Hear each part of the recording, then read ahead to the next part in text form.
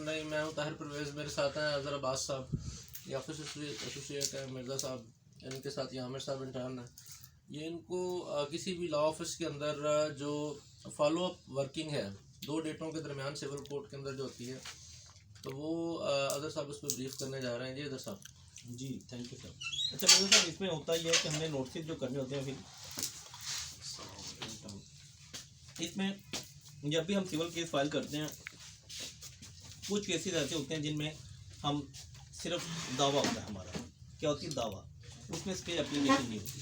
For the time being अगर हम simple declaration का केस करते हैं, हम उसमें स्टे एप्लीकेशन नहीं लगाते, तो नोटिस कैसे होंगे? अगर हम कोई दावा दायर करते हैं, स्पेसिफिक परफॉर्मेंस का फाइल करते हैं, डेक्लेरेशन का करते हैं, परमानेंट इंजंक्शन का करते हैं, साथ उसके स्टे एप्लीकेशन भी लगाते हैं। अब होता इसमें यह है कि जब भी आप केस फाइल करते हैं, जज एक ऑर्डर करता है, जज साहब ऑर्डर फरमाते हैं कि जी आप नोटिस तलबाना एडी कोरियर लिफाफा रजिस्ट्री हो। अब ये 3-4 वर्ड कटते हैं, सम्मन नोटिस तलबाना एडी कोरियर रजिस्ट्री बना मुद्दा जारी हो। अब इसमें होता यह है कि जब जो सिविल लिटिगेशन होती है, जिसमें पार्टी एक फाइल करती है सिविल कोर्ट में दूसरे के खिलाफ, इस सिविल लिटिगेशन में आपको ऑर्डर होता है कि आपने नोटिस तलबाना जारी करना है। अब हमने देखना होता है कि असूली तौर पर जो होता है कि वो अगर दावा सिर्फ होगा तो उसमें सम्मन होता है। मैं दोबारा रिपीट करता हूँ, अगर सिर्फ दावा होगा, जैसे आपका सूट फॉर डेसोल्यूशन ऑफ मैरिज है, इसमें कोई स्टे एप्लीकेशन नहीं होती। सूट फॉर मेंटेनेंस है, इसमें कोई स्टे एप्लीकेशन नहीं होती, तो इसमें हम सम्मन जारी करवाते हैं, इसमें नोटिस नहीं होते। सम्मन और नोटिस में फ़र्क है। नोटिस होता है एप्लीकेशन पे, मैं दोबारा रिपीट करता हूँ, एप्लीकेशन कोई होगी तो नोटिस होता है।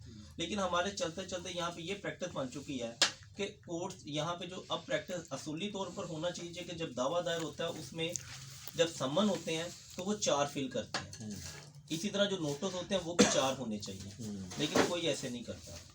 ऊपर अक्सर आपने दिखाई, ये मैं आपको दिखाता हूँ, इसमें आपने नोटिस फिल किया होगा, यहाँ पे समन पड़े आपके पास कहीं? समन भी है, एक तरह समन भी लाए, वो भी मैं आपको बता देता हूँ।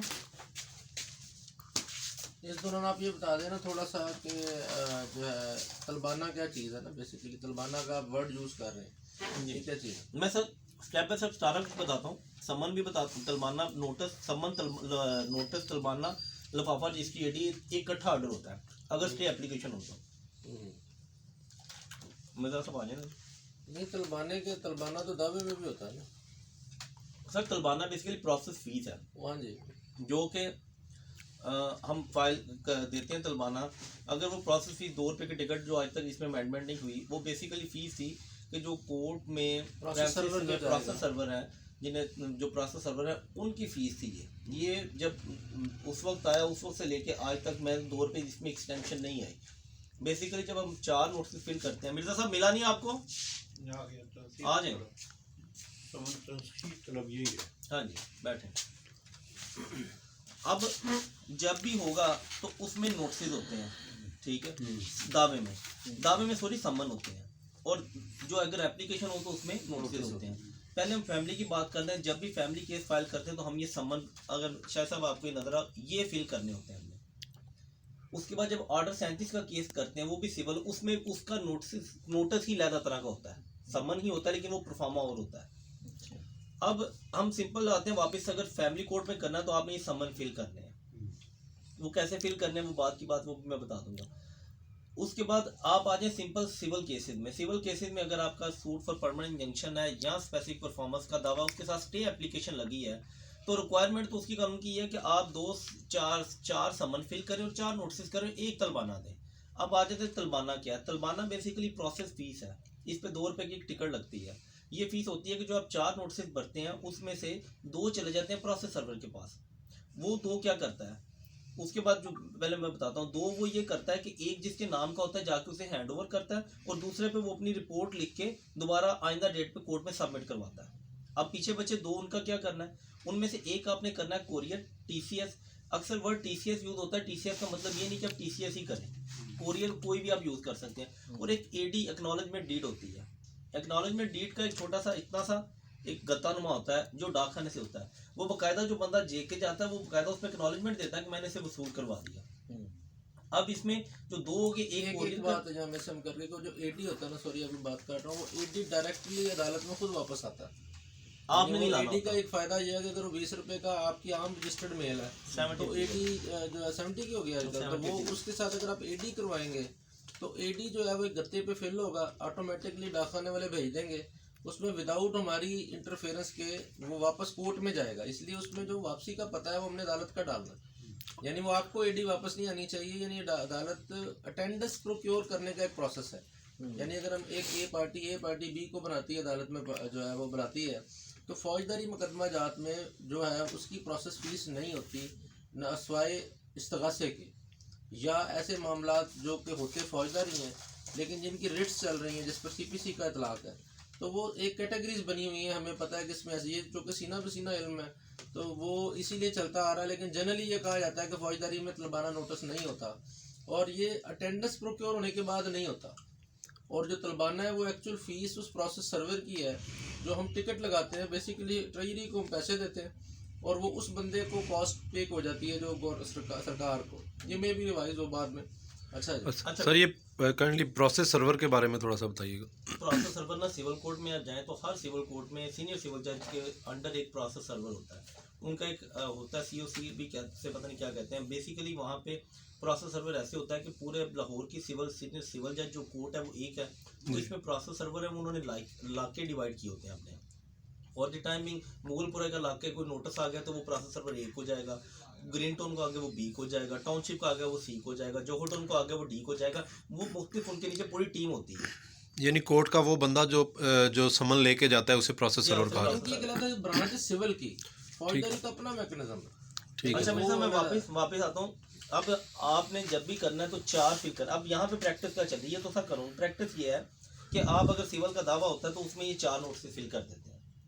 4 नोट से फिल करवा के इसे जारी करवाने का ये तरीकाकार होता है कि आप एलमत के पास चले जाएं, एलमत तलबाना लेके रख लेता है, साइड पे रखता जाता है एक डब्बे में, और नोटिस आपको साइन करके, या जज कुछ जजेस खुद साइन करते हैं, कुछ एलमत ही साइन कर देते हैं स्टैंप लगा के, वो लफ्ज़ फॉर डाल देते हैं। अब जब ये साइन हो जाएगा 2 वो आपको दे देगा, 2 वो अपने पास रख लेगा।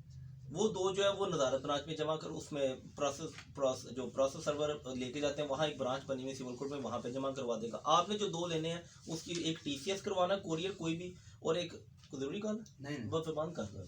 अगर आपने कोई भी करवाना है, कोरियर आपने करवाना है, कोई भी करवा दें, उस साथ उसके जो डाकखाने में आपने करवाना है एक वो रसीद होती है। डाकखाने का मोस्टली इसलिए करते हैं कि हमारे जो कोरियर नए लड़के आते हैं उन्हें एड्रेसेस का गाँव के नहीं पता होता, लेकिन डाकखाने को मुतलका डाकी को हर चीज़ पता होता है। अब वो जो 2 रसीदें आएंगी वो नेक्स्ट डेट पे आपने वो पेपर पे लगा के वो रसीदें कोर्ट में जमा करवानी है। कोर्ट उसका इंतजार, प्रोसेस सर्वर ने खुद आके कोर्ट में जमा करवाना है कि ये आप आज के नोटिस की मैंने रिपोर्ट है कि ये वसूल हुआ है या नहीं हुआ। इससे आगे क्या होता है वो एक नेक्स्ट प्रोसीजर है। अब अगर आप समन पढ़ना चाहते हैं तो वो ये लिखा हुआ है सीपीसी का ऑर्डर 5 रूल 5 साबता सीपीसी। अगर आप ये देखें ये वहीं से क्या क्या रिक्वायरमेंट होती है ऑर्डर 5 रूल 5 की, वो आप देख लें, जो आप आमिर साहब देख सकते हैं, इसे देख लीजिएगा। समन इसमें ये होता है। इसे फिल कैसे करना है ये बात की बात है। फिलहाल आपने जब भी केस होगा, फैमिली होगा तो उसमें ये जारी होंगे, अगर खाली दावा होगा तो समन जारी होंगे, वैसे भी दावा हो तो समन है। लेकिन यहाँ पे प्रैक्टिस अब ये चल रही है कि आप सिर्फ 4 नोटिस फिल कर दें, ठीक है, 4 करने हैं। इसमें अब आ जाता है बदालत ऊपर नंबर मुकदमा दावा पर हुक्म इतना, ये तमील मुख्तस है, इस्तकरार हक है, रेंडेशन फमीदा हिसाब है, ये जो भी आपका जो केस चल रहा है वो जो कैटेगरी स्पेसिफिक रिलीफ एक्ट में उसके मुताबिक ये यहाँ पे लिखना है। यहाँ पे टाइटल आ जाता है, यहाँ पे जिसके नाम होता है वो, तो यहाँ पे डेट, यहाँ पे जज की 2 स्टैंपें लगती है, गोल लगती है, एक दूसरी लगती है, ये उसने लगानी होती है। आपने ये डेट से पहले, अच्छा ये भी होता है अक्सर कोर्ट ये कहती है कि 3 दिन में नोटिस लिफाफा ये चीज़ जारी है। उसका मकसद ये होता है कि जिस बंदे को नोटिस देना है एटलीस्ट उसे टाइम मिल जाए कि उसे नोटिस 3 दिन में जारी हो, मिल जाए तो वो कर ले, इससे आगे अपनी केस पे हाजिर आए नेक्स्ट डेट पे। अगर यहाँ पे नहीं आता उसके बाद चस्पानगी का ऑर्डर हो जाता है। चस्पानगी वैसे स्पेसिफिकली वो ऑर्डर नहीं, वो प्रोसेस सर्वर के लिए अगर वो बंदा लेने से रिफ्यूज करे तो उसे चाहिए कि वो वहाँ पे चस्पा करके तस्वीर ला के अपनी रिपोर्ट कर दे, मैंने चस्पा कर दी। लेकिन यहाँ पे प्रैक्टिस ये चल रही है कि इसके बाद चस्पानगी का अलग ऑर्डर होता है। लेकिन फैमिली कोर्ट पे सीपीसी इंप्लीमेंट नहीं होती, इसलिए अब उन्होंने क्या किया कि वो पहली डेट पे ही समन लिफाफा रजिस्ट्री एडी और चस्पानगी का इकट्ठा एक ऑर्डर बारिशकार वो इकट्ठा कर देते हैं स्पीडी करने के लिए ड्राइव, ठीक है। तो इसके लिए आज जितने काफ़ी बाकी जो नहीं, मैं थोड़ा सा इसमें एक और ऐड करूँगा। इसमें एक मॉडर्न ट्रेंड आया मॉडर्न ट्रेंड ये है कि अब व्हाट्सएप को भी इस्तेमाल किया जा रहा है कि भाई व्हाट्सएप पे भी अगर ब्लू टिक आ जाएगा तो समझा जाएगा ये कंप्लाइंस हो गई। और हाई कोर्ट के अंदर बड़ी ध्यान से इस रिपोर्टों को देखा जाता है कि जिस वक्त अगर किसी के खिलाफ एक्सपर्टी हो गया तो वो कोर्ट पढ़ती है कि क्या रिपोर्ट हुई है, और साथ वो ये भी देखती है इसके साथ कि भी क्या उस प्रोसेस सर्वर का बयान करवा के आगे अदालत चली थी या बगैर अदालत के बगैर इस प्रोसेस के आगे चली थी। एक जो ऑर्डर 37 में जो पक्का पता है कि आपने दावे की कापी साथ भेजनी होती है ऑफिशियली, इसमें भी सब सेंड करनी होती है। ऑर्डर 55 में भी कानून के लिहाज से आपको अपने दावे की कापी साथ भेजनी होती है ताकि दूसरा बंदा वेल प्रिपेयर होके आए इसके अंदर। ये सिर्फ हमें ये समझने की बात ये है कि सिविल कोर्ट के अंदर अगर हमने कोई केस ले लिया है तो सिविल की 2 डेटों के दरमियान एक प्रोसेस ये होता है कि हमने 2 वकील साहब ने दरमियान में भी जाना होता है कि जब अक्सर ये सुबह हाजिरी लगवाई, ऑर्डर लिखे के लेट, तो अगले दिन का काम यह है कि हमने अगले दिन जाके पिछली फाइलें निकलवा के ऑर्डर पढ़ने, उसकी तस्वीरें जैसे हम काम करते हैं कि उसको व्हाट्सएप अपने ग्रुप में कर लिया, उसके अंदर देखा कि अगर इसमें काम होने वाला तो उसके तलबा ने नोटिस तैयार कर लिए, अगले दिन जाने वाले को दिए कि जाके इसकी स्टैंपें लगवा के इसकी रसीदें ला के उस लिफाफे के अंदर डालो, और फिर वो जो उस दिन जा रहा है उसको भी बंद करना होता है जो नेक्स्ट डेट पे कि ये लेके जाओ साथ ताकि कोर्ट आगे चले। यानी काफ़ी सारी सुस्ती हमारी वजह से हो जाती है कि हम ये लोग 4-4 6-6 डेटें नोटिस दिलवाने नहीं कराते, ऐसे ही लेके फिरते रहते हैं। अखबार इश्तिहार थोड़ा सा बता दें कि जिस दिन अखबार इश्तिहार आर्डर होता है तो प्रोसेस क्या होता है।